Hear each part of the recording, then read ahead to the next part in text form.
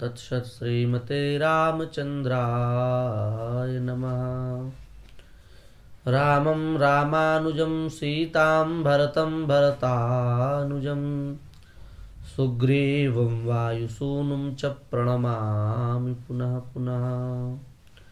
श्रीसीतानाथसमारम्भां श्रीरामानन्दार्यमध्यमाम् अस्मदाचार्यपर्यन्तां वन्दे श्रीगुरुपरम्पराम्। श्री वृंदावन बिहारी लाल की जय। श्री सीतारामचंद्र भगवान की जय। श्री लक्ष्मी नारायण भगवान की जय। हरिशरणम। विगत कुछ दिनों से रामानंद संप्रदाय के विषय में किए गए जो आक्षेप हैं उनका श्रृंखलाबद्ध रूप से समाधान चल रहा है और उस समाधान के माध्यम से हम बार बार यह समझाने का प्रयास कर रहे हैं, बताने का प्रयास कर रहे हैं कि रामानंद संप्रदाय के विषय में किसी भी प्रकार की बात कोई भी कहे तो बहुत सोच समझ करके और शास्त्र के पक्षों को देख करके कहे, क्योंकि वस्तुतः इस संप्रदाय का शास्त्रीय वैभव कम नहीं है, बहुत विशाल है। इसलिए उस गांभीर्य को समझते हुए, उस गांभीर्य को जानते हुए कोई भी बात कहे तो बहुत अच्छी पुष्टि पूर्वक कहे, उसको किसी प्रकार अन्यथा पूर्वक उस बात को दोहराने का प्रयास न करे। यह बात हम निवेदित कर रहे हैं और इसी श्रृंखला में आगे जाकर के हमने बहुत बातें कहीं और जब इस श्रृंखला में आगे बढ़े तो इनका जो 5वां आक्षेप था उसके विषय में भी हम कुछ कहेंगे। इन्होंने कहा कि कुछ लोग ऐसा कहते हैं कि श्री रामानंदाचार्य जी ने राम तत्व पर निष्ठा रखी, लेकिन रामानुजी महात्मा ऐसा नहीं रखते हैं। यह कितना बड़ा अपशब्द के समान है। स्वयं को श्री संप्रदाय भी ये लोग बताते हैं और श्री का अर्थ लक्ष्मी भी ये नहीं मानते हैं। श्रीपति भगवान तो नारायण के लिए आया है, श्री तत्व लक्ष्मी तत्व तो सीता जी में भी अभिन्न रूप से सिद्ध है, इसलिए उनको श्री कहते हैं। जो राधा तत्व में निष्ठा रखता है वह भी श्री तत्व से राधा भगवती का आश्रय ग्रहण करता है। श्री तत्व से त्रिपुर सुंदरी का भी ग्रहण होता है, तो श्री शब्द तो बहुअर्थक है ना। श्री राम और विष्णु में तो सर्वथा अभेद है, क्योंकि रामानुज संप्रदाय के कतिपय आचार्यों के प्रबंधों में श्री राम जी की महिमा का अतुलित वर्णन है और भार्गव पुराण में भी श्री रामानुज संप्रदाय का वर्णन है। वेदव्यास जी तो सर्वत्र भगवान को सभी रूपों में वंदना करते हैं। जहाँ अष्टाक्षर मंत्र प्रधान लक्ष्य है वहाँ बाकी सब गौण है, जहाँ द्वादशाक्षर मंत्र मुख्य होगा वहाँ अन्य। इसलिए श्री रामानंदाचार्य जी को श्री रामानुजाचार्य जी से अलग करके देखना तो ऐसा ही लगता है किसी को उसके घर से बेघर कर दो। रामानंदियों कितना अपराध कर रहे हो तुम लोग। एक तरफ तो रामानंदाचार्य जी को राम जी का अवतार कहते हो और दूसरी तरफ उन्हें उन्हीं के ही घर अर्थात उनके संप्रदाय से अलग करते हो। इसे देखकर वे भी व्यथित होते होंगे। इसलिए हम रामानंदी आचार्यों से निवेदन करते हैं कि आप अपनी निजी राजनीतिक कुटिलता के कारण ऐसा कैसे कर सकते हैं। ये इन महाशय का पूरा प्रलाप है, अपप्रलाप है।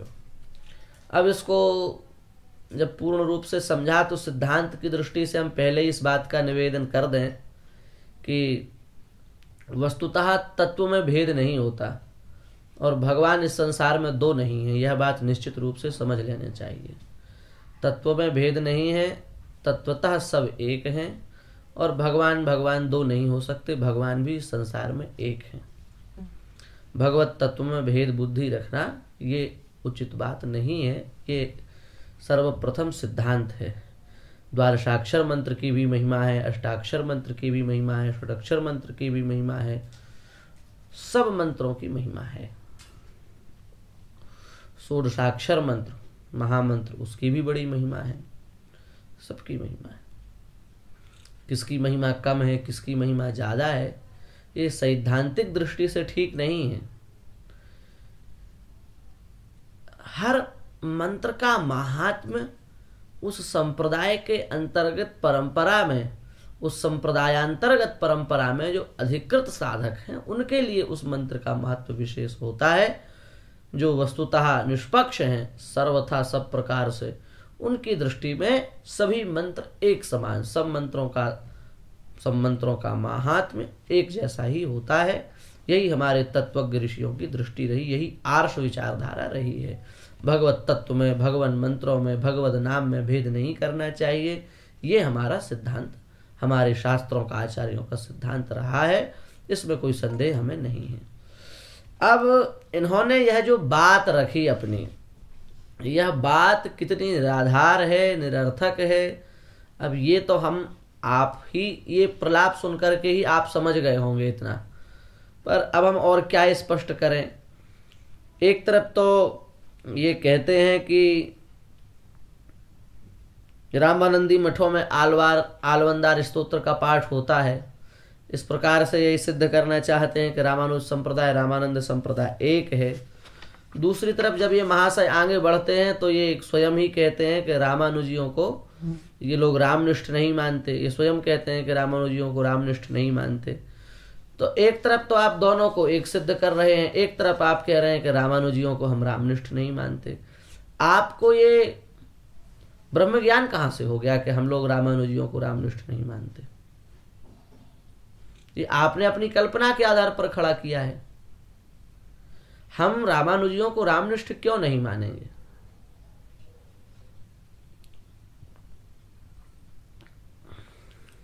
वो विषय एक अलग है जिस पर हमने पहले बोला है, शोध प्रबंध आदि के विषय में, वो एक विषय अलग है। पर रामानुजियों को रामनिष्ठ हम नहीं मानते सभी रामानुजियों को, ऐसी बात नहीं है। क्योंकि रामानुज संप्रदाय के जो आराध्य देव श्री रंगनाथ भगवान हैं, वे और कोई नहीं, वे तो रघुकुल के ही इष्ट हैं। और जिसे भगवान श्री राम ने विभीषण जी को प्रदान किया था वही श्री रंगनाथ भगवान है। और उनकी परंपरा में, और उसी परंपरा में इस विग्रह की जो सेवा है वो वैखानस आगम के अनुसार की जाती है। और रामानुज संप्रदाय का उदय जब 8वीं शताब्दी में हुआ तो इस श्री विग्रह की सेवा श्री रामानुज संप्रदाय को प्राप्त हुई, और वो अभी तक कर भी रहे हैं, विधि प्रकार से पूजा अर्चा वहां चल रही है। तो हमारा कहने का तात्पर्य केवल इतना ही है कि हम तो इस बात को मानते ही नहीं कि रामानुजी रामानंदियों का रामानुजी राम जी का आदर नहीं करते, या उनको रामानुजियों को हम रामनिष्ठ नहीं मानते, ऐसी बात तो है ही नहीं। हम ऐसी बात क्यों कहेंगे? पर आपने ब्रह्मबोध पूर्वक, आपको ब्रह्मबोध हो गया कहीं से, और आपने ये कह दिया कि ये लोग कुछ लोग हैं जो इन लोगों को, रामानुजियों को रामनिष्ठ नहीं मानते। तो उनमें हम नहीं, हम ये स्पष्ट कर देते हैं। अब हमारे संप्रदाय में न तो किसी देवता का अपमान है, न किसी स्वरूप का अपमान है। हम लोग तो सीता रामचंद्र भगवान में ही सबको देखते हैं, अथवा सीता रामचंद्र भगवान को ही सब में देखते हैं। यो माम पश्यति सर्वत्र सर्वम च मयि पश्यति, दोनों बातें सिद्धांत दृष्टि से कही गई हैं। इसलिए सी राम मैं सब जग जानी, करें प्रणाम जोर जुग पानी, मोरे मन प्रभु अस विश्वासा, राम ते अधिक राम कर दासा आदि कह करके हमारे गोस्वामी तुलसीदास जी महाराज ने इस सबको लिखा है। सर्वव्यापकता भगवान श्री राम की सिद्ध की है, इसलिए हमारा किसी से विरोध नहीं है। अब आपने यह जो प्रश्न किया कि हम रामानंदी श्री वैष्णव श्री को लक्ष्मी रूप में स्वीकार नहीं करते हैं, और आपने उसको बहुअर्थक सिद्ध किया। अब देखो, आप एक और कह रहे हैं कि श्रीपति का अर्थ नारायण होता है, आपके ही शब्द हैं कि श्रीपति का अर्थ नारायण होता है, और वहीं दूसरी ओर आप कहते हैं कि श्री शब्द बहुअर्थक है। तो इसका निर्णय आपको ही करना पड़ेगा कि श्री संज्ञा है कि क्या है, कि वर्ग है, या क्या श्री शब्द से आप क्या लक्षित करना चाहते हैं। क्योंकि आपने ही उसके दो अर्थ कर दिए, एक तो उसको बहुअर्थक भी बता दिया, और आपने एक जगह श्रीपति शब्द से नारायण जी को ले लिया। अब ये आप इससे क्या सिद्ध कर रहे हैं, ये तो आप ही समझें। पर वस्तुतः संप्रदायगत सैद्धांतिक दृष्टि से यदि देखा जाए तो श्री शब्द भगवती सीता का वाचक है। इसमें एक नहीं अनेकों शास्त्रीय प्रमाण हैं। जैसे शुक्ल यजुर्वेद के 22वें 31वें अध्याय के 31वें अध्याय के 22वें मंत्र में स्पष्ट रूप से श्रीश्चते लक्ष्मीश्च पत्न्या बहो रात्रे पार्श्वे नक्षत्राणि रूपमश्विनो व्यात्तम शुनन निशाणा मुंबई कांड सर्वलोकम मैशाण कह करके वहां कहा गया। ये हमने साधारण रूप से बोल दिया। इसको जो ध्वनित है, इसकी जो पाठ का एक स्वरूप है वो एक अलग है, अलग अलग वेदों के हिसाब से ये इसका स्वरूप रखा जाएगा। ये शुक्ल यजुर्वेद में भी है और कृष्ण यजुर्वेद में भी इस मंत्र का पाठ है। तो इस प्रकार से इस मंत्र में श्रीश्चते लक्ष्मीश्च पत्न्यौ अलग अलग प्रकार से इसकी अलग अलग व्याख्या की है, पर हम इसकी विशेष व्याख्या में न जाकर के हमने जो आपको दिखाया है इस समय, ये 1932 ईस्वी में अजमेर से प्रकाशित किया गया हिंदी अनुवाद पंडित जयदेव शर्मा जी के द्वारा। और इसमें वे स्पष्ट कह रहे हैं कि हे परमेश्वर, श्री और लक्ष्मी आपकी दो पत्नियां हैं। श्री वो हैं जो समस्त जनों का आश्रय देने वाली हैं और लक्ष्मी वो हैं जो आपको भी व्यापकत्व प्रदान करने वाली हैं। तो ये बात वहाँ स्पष्ट रूप से कही गई है और यही अर्थ, श्री शब्द का यही अर्थ प्रसिद्ध वेद भाष्यकार महीधर जी ने भी किया है। उन उब्बट महीधर भाष्य में देखें तो वहाँ यही अर्थ लिखा है, वो भी हम आपके सामने प्रस्तुत कर रहे हैं। यहाँ स्पष्ट लिखा है, यया सर्वजना श्रेणियो भवति सा श्री ही श्रीयते अनया श्री ही संपदित्यर्थः या लक्ष्यते दृश्यते जनैहि सा लक्ष्मी। और श्री शब्द का अर्थ श्री अग्रदास जी ने अपना ग्रंथ जो उनका रहस्यत्रय है उसमें श्री शब्द का अर्थ क्या किया वह भी आप सामने ही देख लीजिए। तत्र श्री शब्देन समस्त समाश्रेणीया परमात्माश्रित निखिल जीव दोष निहंत्र श्री राम भगवंतम श्री चेतना चेतन विज्ञापनम श्रावंती स्वगुणैरखिलम विश्वम पूरयति भगवती श्री सीतोच्यते। यहाँ श्री का अर्थ सीता किया गया है। और वाल्मीकि रामायण में भी मुक्त कंठ होकर के श्री वैदेह नंदिनी श्री जानकी किशोरी जी को, सीता जी को सभी स्त्रियों का मूल कहा गया और श्री के रूप में प्रतिष्ठित किया गया है। जैसे यथा वसुधायाम ही वसुधा वसुधाया ही वसुधाम श्रियश्रीम भर्तृवत्सलाम सीताम सर्वानवद्यांगी मरण्ये विजने शुभाम। वाल्मीकि रामायण में ये स्पष्ट जो है वो स्पष्ट रूप से लिखा है। राम रहस्योपनिषद में भी श्री शब्द से सीता जी को स्पष्ट ग्रहण किया गया है। ध्यानम दशाक्षरम प्रोक्तम लक्ष्मेकम जपेन मनुन्नित श्रियम सीताम चतुर्थ्यंताम स्वाहान्तोयम षडक्षरः जनको शीर्षिश्छंदो गायत्री देवता मनु सीता भगवती प्रोक्ता श्रीम बीजम नति शक्तिकम। इस प्रकार से श्रियम सीताम चतुर्थ्यंताम कह करके श्री शब्द से सीता जी को वहां स्वीकार किया गया है। आचार्य वैष्णवों की प्रधान संहिता जो हारित स्मृति है उसमें भी वृद्ध हारित स्मृति अध्याय 3 श्लोक संख्या 241 में श्रियो रमण सामर्थ्यात् सौंदर्य गुण गौरवात् श्रीराम इति नामेदम तस्य विष्णु प्रकीर्तितम रमया नित्ययुक्तत्वाद्राम इत्यभिधीयते। अर्थात भगवान श्री राम इसलिए हैं क्योंकि ये नाम श्री जी को आपने सौंदर्य गुण द्वारा रमण कराने में समर्थ हैं। श्री राम इति नामेदम तस्य विष्णु प्रकीर्तितम, ये जो भगवान श्री राम हैं ये श्री राम इसलिए हैं क्योंकि ये श्री जी को अपने सौंदर्य गुण द्वारा रमण कराने में समर्थ हैं और नित्य श्री जी के साथ रमण करने से ही इन परमात्म तत्व का नाम श्री राम है। ऐसा कह करके वृद्ध हारित स्मृति में भी श्री शब्द से भगवती सीता का ही ग्रहण किया है।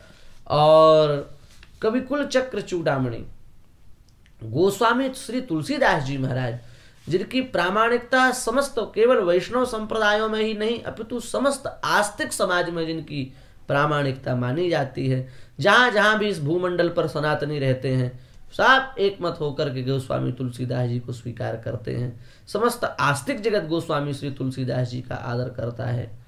वे श्री गोस्वामी तुलसीदास जी महाराज अपनी रामचरितमानस में, जिस पर भगवान शिव के हस्ताक्षर हैं सत्यम शिवम सुंदरम के, लिखकर शिव ने ग्रंथ प्रमाण किया, जिन श्री रामचरितमानस पर श्री भगवान शिव के हस्ताक्षर सत्यम शिवम सुंदरम के रूप में है, उस श्रीमद् रामचरितमानस में गोस्वामी तुलसीदास जी महाराज ने श्री जानकी जी के लिए, सीता जी के लिए 12 स्थानों में श्री शब्द का प्रयोग किया है। संपूर्ण रामचरितमानस को आद्योपांत देख लें तो 12 स्थानों पर हमारे देखने में आया है। संख्या ऊपर भी जा सकती है, हम कोई बिल्कुल प्रामाणिक नहीं कह रहे हैं। हमारी जो दृष्टि है, हमने जैसा देखा है उसमें 12 स्थानों पर मिला है। यदि कोई महापुरुष और बारीकी से खोज करें तो शायद 13 भी हो सकता है, पर 12 रूप में हमको मिला है, उसका प्रमाण हमने आपके सामने प्रस्तुत किया है। सती देख कौतुक मग जाता, आगे राम सहित श्री भ्राता।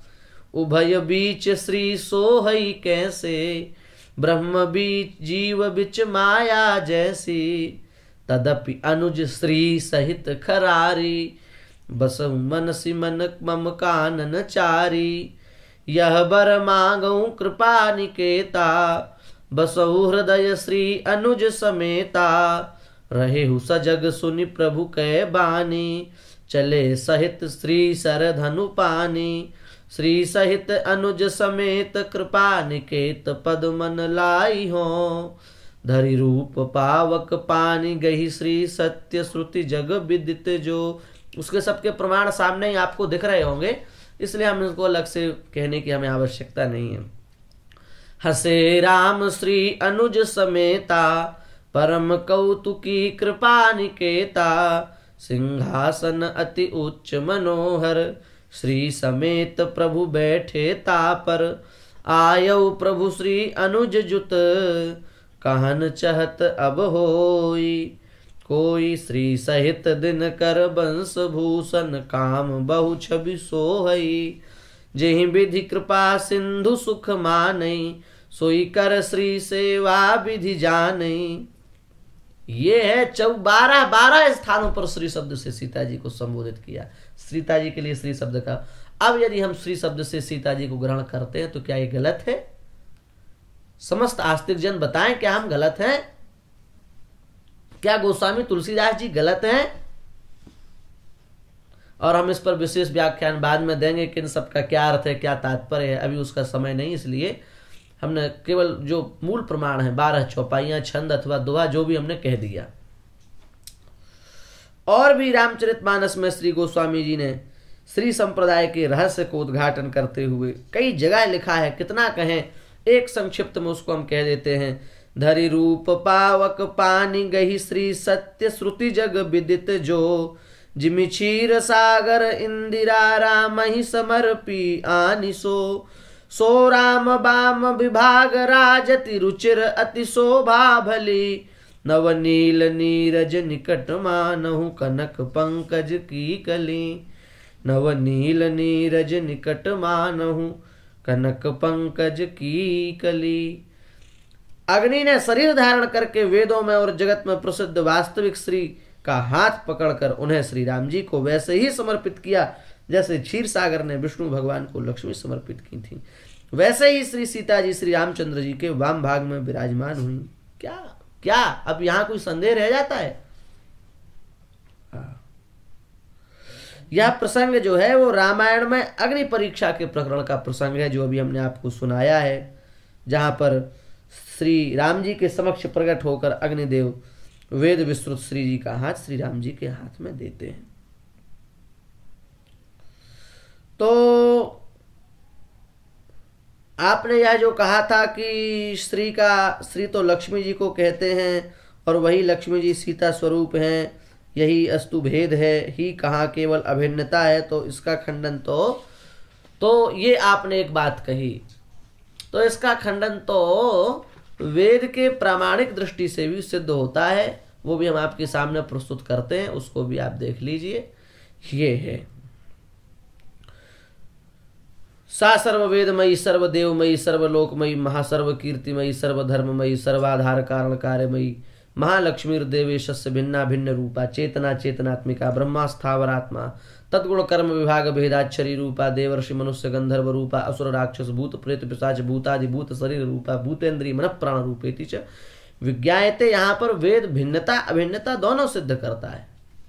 भिन्नता अभिन्नता की दोनों की बात है। अब केवल भिन्नता कैसे है ये बात कहना ठीक नहीं है। अभिन्नता तो भिन्नता अभिन्नता दोनों वेद के ही द्वारा सिद्ध है। और रही बात अभेद की, तो वह अभेद अंशी अंश की दृष्टि से है। हमारे संप्रदाय के अनुसार अंशी अंश दृष्टि से भेद है। अंशी भगवती श्री सीता जी और अंश रूपा श्री लक्ष्मी, इस दृष्टि से अभेद है। इस दृष्टि से अभेद मानने में हमें कोई आपत्ति नहीं है। इस दृष्टि से जो अभेद वाली बात कही गई है वह अभेद अभिन्नता श्री सीता जी और लक्ष्मी जी में अंशी अंश की दृष्टि से है। यदि ये आपको स्वीकार हो तो अभेद है, कोई बात नहीं, इसमें हमें कोई आपत्ति नहीं है। और सीतोपनिषद में तो आप देखेंगे तो श्री सीता जी से ही सबकी उत्पत्ति कही गई। श्रीदेवी त्रिविधम रूपम कृत्वा भगवत संकल्पानुगुण्येन लोक रक्षणार्थम रूपम धारयति श्रीरीति लक्ष्मीरीति लक्ष्यमाणा भवतीति विज्ञायते। तो वहां तो लक्ष्मी जी की उत्पत्ति ही श्री सीता जी से कही गई है।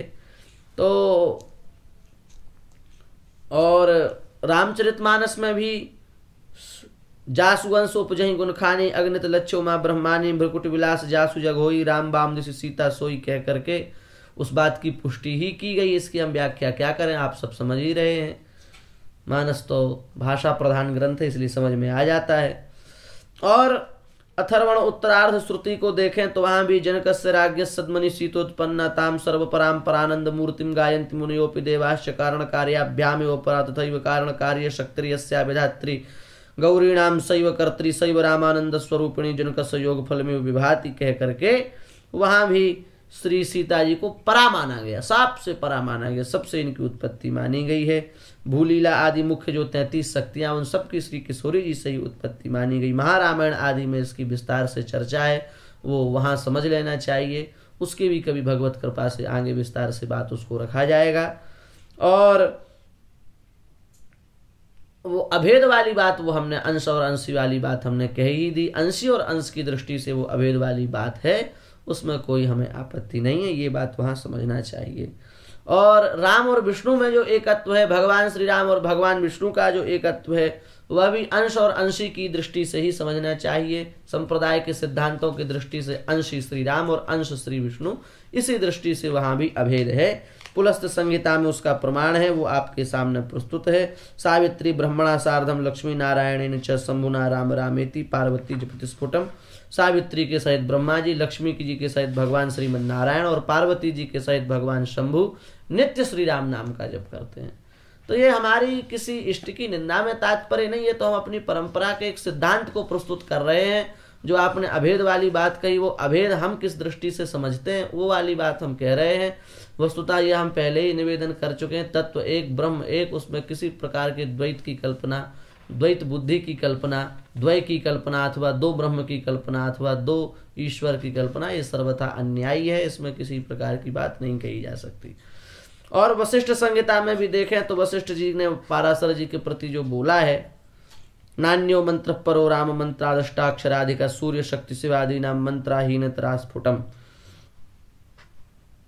नारायण स्वयं भूश्च शिवेन्द्रश्च शिवश्चेन्द्रादयस्तथा सनकाद्या मुनीन्द्राश्च नारदाद्या महर्षयः सिद्धाशेषादश्चैव लोमशाद्या मुनीश्वराः लक्ष्म्यादिशक्तयः सर्वा नित्यमुक्ताश्च सर्वदा मुमुक्षवश्च मुक्ताश्च सूर्यश्च शुकादयस्तत्प्रभावं परम ज्ञात्वा मंत्रराजमुपासते। सब इस मंत्र का जप करते हैं। वही बात है, सूर्य शक्ति शिव आदि जितने भी हैं, ब्रह्मा जी, शिव जी, इंद्र आदि देवता, सनकादि 88,000 ऋषि, सिद्ध जन, शेष आदि, सर्पगण, लोमशादि, मुनीश्वर, लक्ष्मी प्रभृति सब शक्तियां, सुखादि सुखदेव आदि प्रभृति समस्त विद्वान, सुखदेव प्रभृति समस्त ऋषि मुनि सब इसी मंत्र का जप करते, इसी मंत्र की उपासना करते हैं। तो स्वयं लक्ष्मी नारायण भगवान श्री राम के मंत्र का जप करते हैं, तो किसकी शाखा कौन और किसकी परंपरा कौन, ये सुधी जन समझ ही जाते हैं, समझ ही रहे होंगे। इसलिए इस पर हम विशेष व्याख्या नहीं करना चाहते हैं और इसको विशेष रूप से नहीं समझाना चाहते हैं। शिव संहिता में भी भगवान शेष का वेदों के प्रति वचन है, विष्णु कोटि प्रतिपालम ब्रह्म कोटि विसर्जनम रुद्र कोटि प्रमर्दम वही मातृकोटि विनाशनम। हम फिर कह रहे हैं कि हमारी निंदा में तात्पर्य नहीं है, क्योंकि शक्ति संगम तंत्र के वाक्य के अनुसार सर्वत्र समरूपश्च से हम लोग तो श्री राम जी के रूप में सबका दर्शन करते हैं। निज प्रभु मैं देखें जगत के सन करें विरोध, ये बात है। और गोस्वामी तुलसीदास जी तो प्रमाण रूप में फिर हैं ही, कोटि विष्णु समपालन करता रुद्र कोटि सत्सम संघरता, ये सब बातें हैं। इसलिए इसको किसी प्रकार से अलग नहीं किया जा सकता। और भी कई प्रमाण हैं, और इतने प्रमाण हैं कि क्या क्या कहें। अवतार सहस्राणि शक्ति कोटि शतानि च इंद्र कोटि सहस्राणि विष्णु कोटि शतानि च, ये इसी बात को कोटि विष्णु समपालन करता रुद्र कोटि सम संघरता कह करके गोस्वामी जी ने इसका अनुवाद किया है। और आनंद संहिता में भी आनंदो द्विध प्रोक्तो मूर्तश्चामूर्त एव च अमूर्तस्याश्रयो मूर्त परमात्मा निराकृति इत्यादि प्रकार से उसका भी हमने आपको संस्कृत हिंदी अनुवाद दिखा दिया, आप वहाँ से समझ सकते हैं। ये इस प्रकार अष्टभुजा वाले भगवान, अष्टभुजा वाले सगुण है, चतुर्भुज वाले निर्गुण है और नराकार परमात्मा द्विभुज श्री रामचंद्र हैं। इन्हीं से चराचर व्याप्त है, ये उसका सार में तात्पर्य है। हारित स्मृति में तृतीय अध्याय के श्लोक 240 में कहा अनंतो भगवन मंत्रा नानेन तु समाकृता, ये कहा। तो यदि कहा जाए कि ये तो अर्थवाद है, ये अर्थवाद है, ये जितने ये सब महत्व बताया गया ये अर्थवाद है, इसको तो केवल लोग अपने मंत्र का जप करें, इस दृष्टि से कहा जाता है। तो ब्रह्म संहिता में लिखा है यन्नाम कीर्तन फलम विविधम निशम्य न श्रुद्धाति मनुते यदुदार्थवादम यो मानुषस्तमे दुख चये क्षिपामि संसार घोर विविधार्थ निपीड़तान्नम। जो इसको अर्थवाद मानता है, राम नाम की महिमा को सुनकर जो इसमें अर्थवाद की निष्पत्ति करता है, वो दुख रूपी समुद्र में जाकर के बार बार गिरता है और उसको संसार की घोर पीड़ाओं को सहना पड़ता है। इसलिए इसको अर्थवाद नहीं कहा जा सकता। और आपने कहा अंत में कि रामानंदाचार्य जी को रामावतार कहने वाले रामानंदी उन श्री राम जी को उन श्री रामानंदाचार्य जी को उनके ही संप्रदाय से अलग कर रहे हैं, नया संप्रदाय बतलाकर। तो भाई बंधु, आप थोड़ा सा बात को समझने का प्रयास करें, क्योंकि अगस्त संहिता के भविष्य खंड को यदि आपने देखा होता तो आप ऐसी बात कदापि न कहते। और वहां अगस्त संहिता में भगवान अगस्त स्पष्ट कह रहे हैं सत संप्रदायाम्बुज भास्करो ग्रणी विनीत नीता अखिल वांछितार्थ का निगूढ़ वेदार्थ विदीप नस्तैरुदार वृत्तैर महतो महतो महितो महात्म भी। तो ये श्री जानकी प्रवर्तित श्री संप्रदाय रूपी कमल को प्रकाशित करने वाले भास्करों में अग्रणी आनंद भाष्यकार भगवान जगत गुरु श्री रामानंदाचार्य जी होंगे, ऐसा कह करके अगस्त ऋषि ने भी इनका यशोगान किया है। तो जब शास्त्र ही श्री रामानंदाचार्य भगवान को श्री संप्रदाय रूपी कमल को प्रकाशित करने वाले भास्करों में अग्रणी यह कहकर संबोधित कर रहा है, तो फिर वो किसी अन्य संप्रदाय का अनुयायी सिद्ध करने का प्रयास, निंदित और निरर्थक प्रयास करना, ये वैष्णव समाज कैसे स्वीकार कर सकता है? ये सहनीय बात नहीं है। इस दृष्टि से ये सब बातें जो आपने कहीं अभेद सिद्ध करने का प्रयास किया, नानार्थकत्व में उस शब्द को ले जाया गया और इनको रामानंदाचार्य भगवान को अलग करने की बात में जो आपने आक्षेप किया, ये सब बातें तर्क युक्ति एवं शास्त्र की दृष्टि तीनों प्रकार से असिद्ध हो रही हैं, स्वीकार्य नहीं है, प्रमाण कोटि में इनको प्रस्तुत नहीं किया जा सकता है। इसलिए इन सब बातों पर खूब विचार पूर्वक जब हम समझेंगे तो हमारे सब स्पष्ट हो जाएगा। और अब एक अंतिम भाग हम बनाएंगे, क्योंकि विशेष विस्तार करने से कोई लाभ नहीं है, प्रश्नों पर ज़्यादा विशेष कुछ कहने से कोई लाभ नहीं है। इसलिए अब हम अंतिम भाग में इनके 8-9 आक्षेप एक साथ इन्होंने सबका एक ही भाग में सबका उत्तर कर देंगे और इस पूरे प्रकरण को शांत करेंगे, क्योंकि बहुत विस्तार करने से भाग बढ़ते जा रहे हैं। इस दृष्टि से जितने भी शेष प्रश्न हैं उन सबको एक भाग में रख करके उनका समाधान कर दिया जाएगा। और हम भगवान से प्रार्थना करते हैं खूब हम लोग समझें, खूब हम लोग अपनी बुद्धि को विकसित करें और शास्त्रों के यथार्थ में हम लोगों की बुद्धि जावे। इसी भावना के साथ श्री सीताराम जी के चरण कमलों में प्रणाम करते हुए हम अपनी वाणी को विराम करते हैं। श्री वृंदावन बिहारी लाल की जय।